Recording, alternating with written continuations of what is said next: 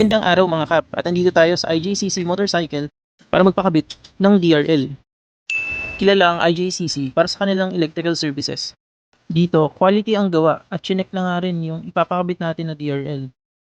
At habang hinahanda na ang ating ADB 160, nakita ko ang ADB ni Sir Jeff na may nakakabit na Phoenix DRL version 1.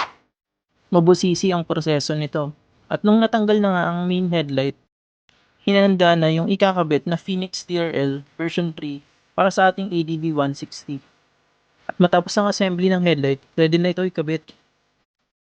Inabot man tayo ng gabi, patuloy pa rin ang pagdating ng mga customer na naka-ADV na gusto magpagawa. Tuwang-tuwa ako dito dahil nadagdagan ng angas ng ating motor at syempre, added safety din ang brightness nito.